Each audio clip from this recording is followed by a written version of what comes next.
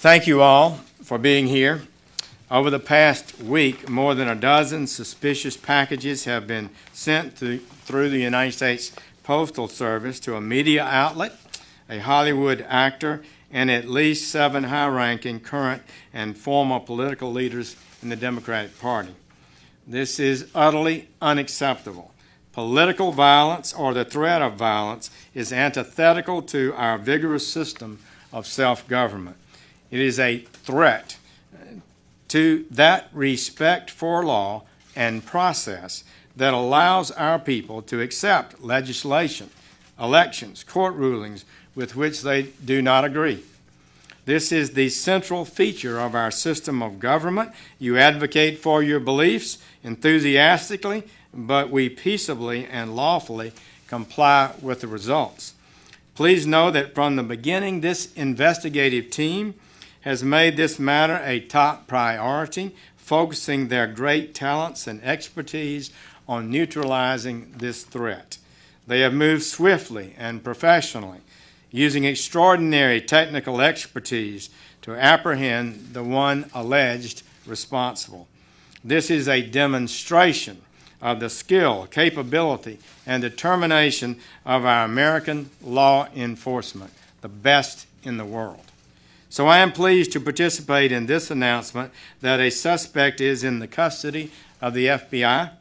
I want to remind everyone that the defendant in this case, as in every case, is innocent until proven guilty. He has been charged today with 5 federal crimes, including interstate transportation of an explosive, illegal mailing of explosives, threats against former presidents and certain other persons, threatening interstate communications, and assaulting current and former federal officers. For these charges, the defendant faces up to 58 years in prison. These charges may change or expand as the investigation proceeds. This is a law and order administration. We will not tolerate such lawlessness, especially not political violence. And so I want to thank FBI Director Wray and his team, all of our law enforcement partners who are here, ATF, Secret Service, postal inspectors, Capitol Police, and New York City Police Department, and the United States Attorney Berman of the Southern District of New York and U.S. Attorney for the Southern District of Alabama, Ariana Orsham. Federal, state, and local law enforcement officers from across this country responded immediately to the cause and contributed to this effort. We are proud of each one of them. I want to reiterate the defendant in this case is innocent until proven guilty.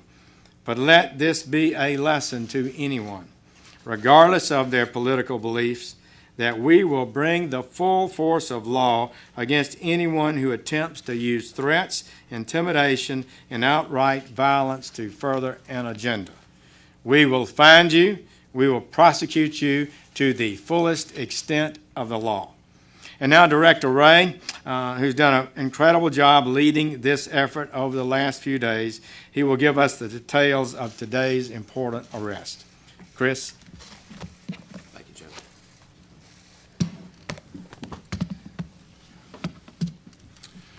As the Attorney General has confirmed, we have arrested Cesar Sayoc in connection with this investigation. As our investigation is still ongoing, I may not be able to answer questions about his background or about his motive. What I can say is that this was a nationwide investigation of enormous scope and of the greatest importance. Our investigation ranged from New York to Delaware, to Maryland, to the District of Columbia, to Florida, to California. And as it always does, the FBI responded with every resource we've got, including our Joint Terrorism Task Forces, our Counterterrorism Division, and our world-renowned experts at the FBI lab in Quantico. But and I really can't underscore this enough, we did not act alone, as you can see from the agencies and departments represented up here today. A threat of this scope and of this magnitude requires all of us working shoulder to shoulder. And today's arrest is a testament to the strength of our partnerships and what we can do when we all work together. I want to acknowledge the many partners who helped in recovering and transporting these IEDs to our lab in Quantico. This is dangerous and highly skilled, specialized work that requires great care, and we're incredibly grateful to all those who helped us in that effort in getting those devices to our lab from around the country. We can confirm that 13 IEDs were sent to various individuals across the country. Each device consisted of roughly 6 inches of PVC pipe, a small clock, a battery, some wiring, and what is known as energetic material, which is essentially potential explosives and material that give off heat and energy through a reaction to heat, shock, or friction. Though we're still analyzing the devices in our laboratory, these are not hoax devices. I want to focus for a moment on the amazing work of our folks at the FBI lab. Based on their initial analysis, they uncovered a latent fingerprint from one of the envelopes containing an IED that had been sent to Congresswoman Maxine Waters. We have confirmed this fingerprint is that of Cesar Sayoc.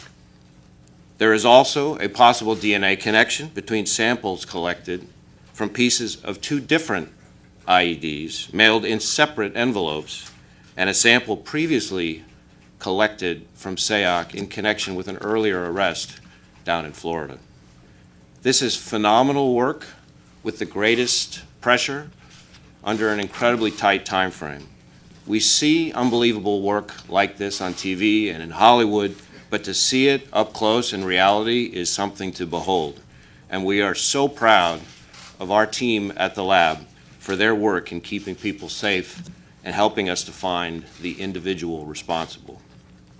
Late last night, we also turned to our partners in the Florida Department of Law Enforcement for confirmation of this DNA connection, and we want to thank them in particular for their very quick work.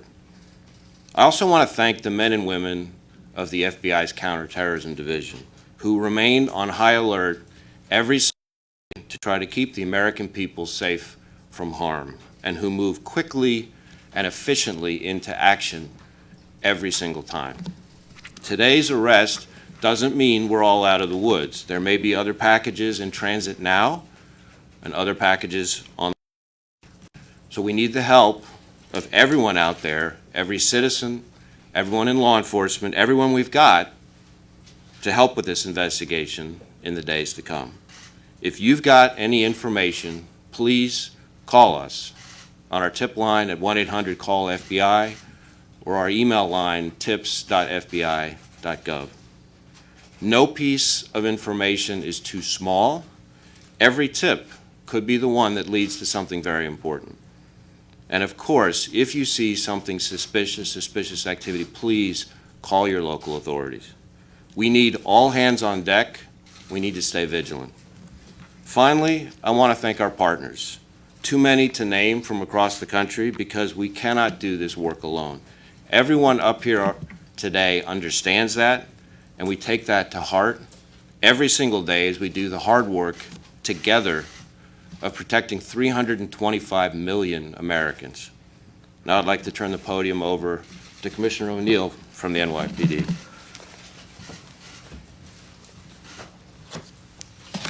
Thanks, Chris. Good afternoon, everyone. On behalf of the men and women of the NYPD, and quite frankly, all the people in New York City, I want to commend and thank all of our local, state, and federal law enforcement partners in this effort, including the Attorney General's Office and the U.S. Attorney's Office for the Southern District of New York.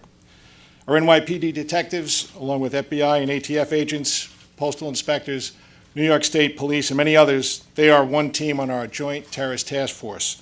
The JTTF in New York was the first of its kind in the nation. It's been in business since 1980. Today, there are 300 investigators from 56 agencies. 113 of them are New York City cops. When it comes to terrorism in New York City, the NYPD doesn't do anything without the FBI, and the FBI doesn't do anything without the NYPD. That's a partnership that was forged in fire. In my 36 years in policing, our relationship has never been stronger. This case told that story again. New York City cops were side by side with FBI agents and many other agencies in Florida this morning. Together, they brought justice, as they always do. The wide experience of our agencies, coupled with the individual expertise of the members of the NYPD Bomb Squad, our highly trained Emergency Service Unit, our Intel Bureau, our Counterterrorism Bureau, our patrol cops, who were the first to respond to CNN, all helped lead to today's arrest. I couldn't be more proud of the work each of them did in this case and the work they do every day. We said from the outset that we would identify and arrest the person or people responsible for these acts. We can make that promise because of the confidence we have in our ability to investigate in a deliberate and precise manner. Today's arrest means that New Yorkers and indeed people across our nation are safe, but as Director Wray said, there might be more packages out there, so everyone still needs to take caution. And if you see something out there, call 911, and in New York City we have a number also, 1-888-NYC-SAFE. I want to thank the members of the public who contacted authorities with information during this investigation. New Yorkers don't back down, they step up every single time. We've been through things like this before, and much worse. I'm never surprised by the unmatched resiliency our city always displays.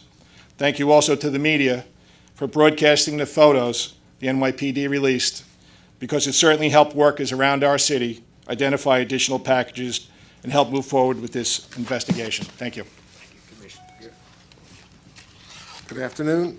I'm Jeff Berman, United States Attorney for the Southern District of New York. 5 days ago, on October 22nd, law enforcement recovered the first device from a residence of George Soros. Over the last 5 days, as more packages were found across the country delivered to former presidents, federal officials, and public figures, our law enforcement community, federal, state, and local, has worked day and night together with other prosecutors from my office to identify and apprehend the perpetrator that has now happened. Today, my office has filed a complaint against Cesar Sayoc, charging him with multiple federal crimes for his insidious conduct. Specifically, the defendant is charged in 5 counts that include illegally mailing and interstate transportation of explosives and threatening a former president of the United States. As alleged in the complaint, the defendant mailed destructive devices to citizens of this country who currently hold or have held our highest public offices: President Barack Obama, former Secretary of State Hillary Clinton, former Vice President Joe Biden, former Attorney General Eric Holder, Congressperson Maxine Waters, U.S. Senator Cory Booker, former CIA Director John Brennan, and former Director of National Intelligence James Clapper. The defendant's conduct as charged is cowardly and reprehensible and totally anathema to our democracy. And now the defendant faces a potential total of 58 years in prison. This is an ongoing and active investigation. We will not rest until these crimes are fully investigated and the defendant or defendants are brought to justice. I want to take a moment to thank our partners, the Joint Terrorism Task Force, the FBI, the NYPD, U.S. Postal Inspection Service, New York State Police, the ATF, the hardworking career prosecutors and investigators in the terrorism unit of the Southern District of New York, and I would also like to thank the extraordinary cooperation we received from the Southern District of Florida. Thank you. Good afternoon. My name is Gary Barksdale, Deputy Chief, United States Postal Inspection Service. First off, like many of my colleagues, I'd like to thank all of our federal partners who participated in this nationwide investigation: the FBI, ATF, Secret Service, New York Police Department, and the many state and local law enforcement agencies who provided valuable assistance. Truly, I can say this is the way law enforcement is supposed to work. This was a massive investigation, was a collaborative effort, and was well coordinated with each agency bringing a special expertise to the table. But I would also like to recognize the many postal employees who we think of as our eyes and ears. We appreciate the diligence and awareness. In fact, it was a postal employee this morning that alerted us to one of these suspicious parcels. We in the Postal Inspection Service have a great deal of expertise in responding to and investigating suspicious mail. Postal inspectors are trained to respond and investigate dangerous mail items in the mail. These dangerous mail investigation specialists are highly proficient in the use of state-of-the-art equipment. Fortunately, in this case, none of the devices detonated, and there was no injuries. However, postal inspectors will remain vigilant and monitor postal facilities to determine whether there are additional mailings that have not yet been discovered. We will continue to work with our law enforcement partners to ensure the safety of the mail, our postal employees, our customers, and the American public.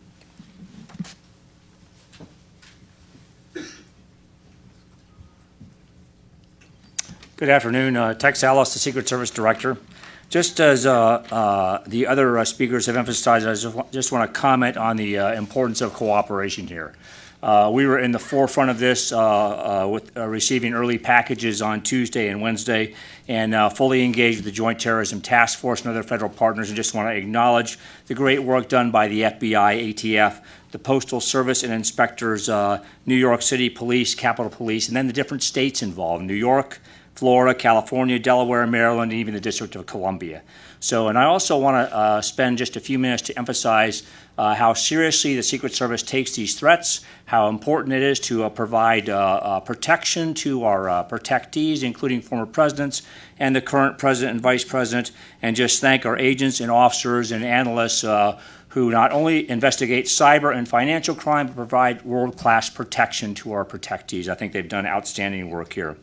I would just also remark that since Tuesday, along with Director Wray, this has been our #1 focus of the agency, is to find the perpetrators of these incidents and to bring them to justice. Thank you. With that, I'll take a few questions. Pete? Mr. Wray, can you tell us along the lines of how fast this moved, when did you or folks isolate the fingerprint? So each of the devices was being brought through what are called total containment vehicles to our lab, and they were coming kind of seriatim. And we received some of them. The first two that we received were the devices that were sent to former President Obama and the D.C. package that was sent to Congresswoman Waters. And so the analysis began on that, I think, yesterday, and we were starting to receive information over the course of the last 24, 36 hours. So it was found yesterday. I don't have the exact time, but that's the ballpark. Here. A question for Director Wray and Attorney General Sessions. Can you describe your reaction to when you got word that there was a latent fingerprint that might lead you to a suspect? And also, could you give us a sense of why the devices may not have exploded? So what was the second part of the question? Any sense of why the devices did not explode?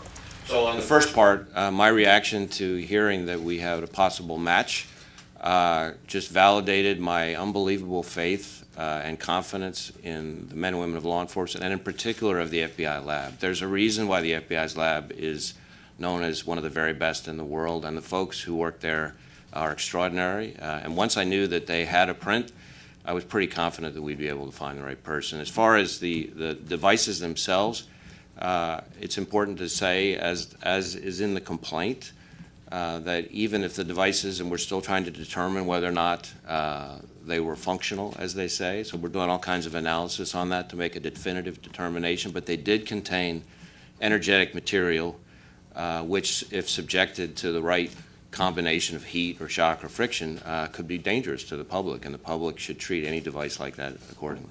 Jeff. Attorney General Sessions, could you tell us plainly, why was he targeting Democrats? I don't know, other than what you might normally expect. He may have been appears to be a partisan, but that would be determined by the facts as the case goes forward, and I'm not able to comment on that. Is he cooperating? We're not going to be discussing where the investigation stands at this time. Pamela, can you? I'm just curious what role you think the rhetoric in the political arena might have played in this, and is that giving you more work? We're focused not on the talk, but on the work of the men and women of law enforcement here, and the work that was done over the last week is something that should make every American proud and grateful, and it's too early at this stage for us to be discussing motivation in this particular case. But just to follow up, are you concerned that nasty political rhetoric might motivate someone who's predisposed to violence to act out? We're concerned about people committing acts of violence under any motivation. Kevin? Director, do you believe that he's the only one involved in this campaign?